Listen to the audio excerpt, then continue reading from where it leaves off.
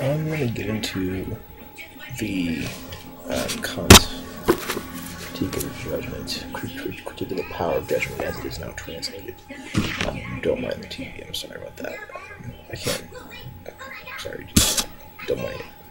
Anyway, this book is the book of Kantian Aesthetics, and it has to do with talking about different kinds of judgments, and then that has to do with other parts of it has to do with ethics, and it has to do with epistemology, and it's all something to do with that. But I'm just going to get into 4 kinds of judgments. 2 of them are determinate, the other 2 are reflective. 2 are reflective. We have the agreeable. An agreeable judgment is the judgment of this steak that is good. This steak is delicious. That is the judgment of the agreeable. This is an a posteriori determinate judgment because this is a judgment which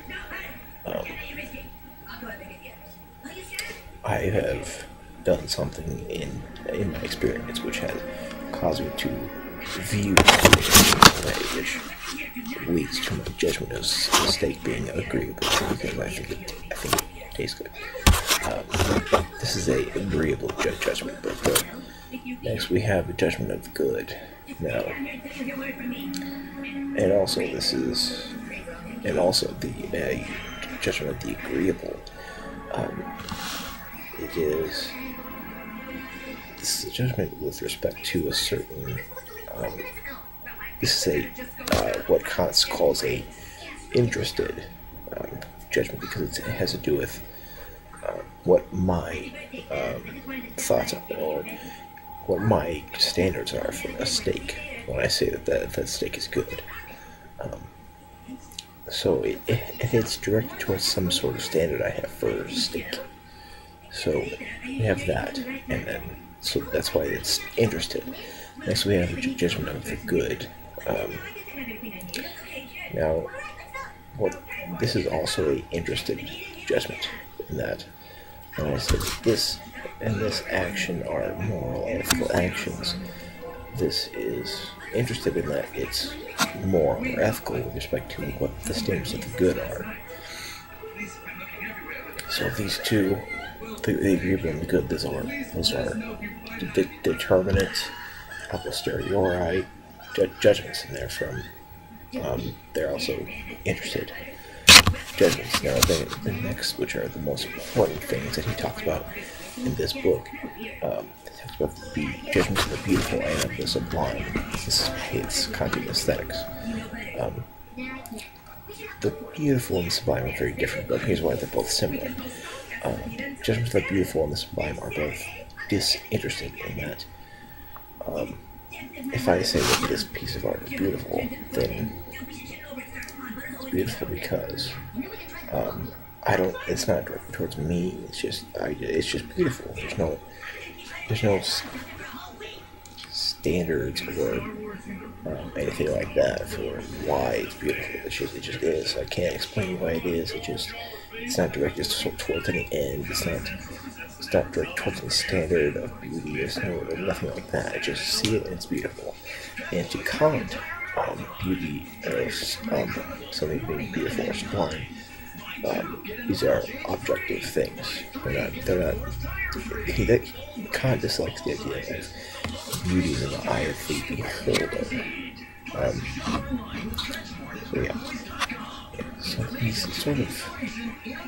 these are disinterested, so that's true.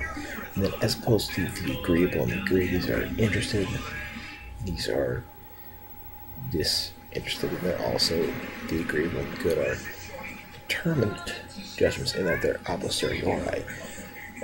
Judgment of the beautiful and the sublime are reflective in that when I see something beautiful, I judge it as being beautiful, and that leads to what Kant calls mutual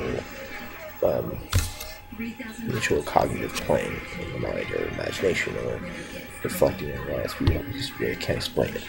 So what did he say? There's something really good for him.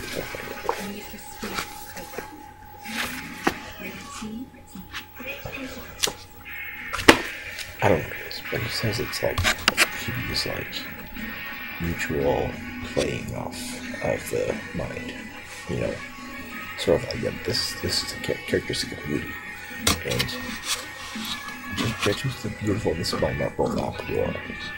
You don't, and are also reflective, so there's no experience needed prior. You know, you don't have to experience anything to judge it as beautiful or sublime.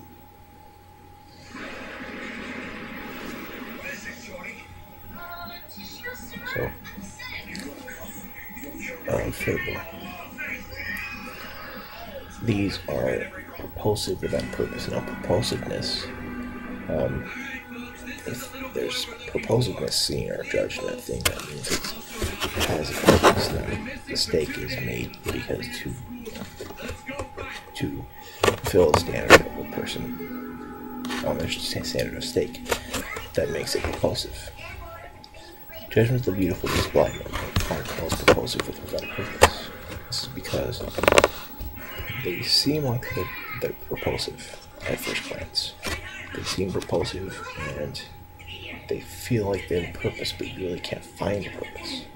You're not going to be able to find a purpose in a beautiful judgment thing. There's going to be a beautiful thing that is judged as beautiful. You're not going to find a purpose. There's no purpose. But it feels like it has purpose. It feels like it's propulsive, and it's not. So let's distinguish between these two reflective judgments. You know, they're both reflective, beautiful, and sublime. Beautiful, it has a form of propulsiveness, and it makes you. The reason I'm talking about this is because beautiful and sublime create conceptions of the world, I guess, if you want to say it that way. Judgment of the beautiful, what they do is they would make you feel like the world is systematic and orderly, and it makes the world seem to be viewed in a better light, I guess, if you want to say that. Viewed in a better light, so that you see everything in a correct and orderly fashion. It's just that because of this one beautiful object. And the sublime, on the other hand, the sublime, it's sort of where you view it and it seems like it's confusing. There's no real form of propulsiveness. It can also be formless, you know. So this kind of creates, I keep forgetting what he actually says, what Kant actually says about this, but it's viewed as something that the person can't really understand. Really, it creates confusion and it leads to the conception of the world as being disorderly and chaotic. And so I guess what my question is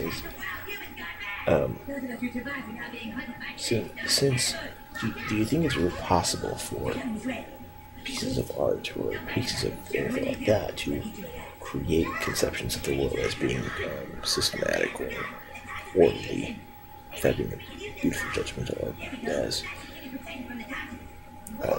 chaotic? Is it possible for that to happen?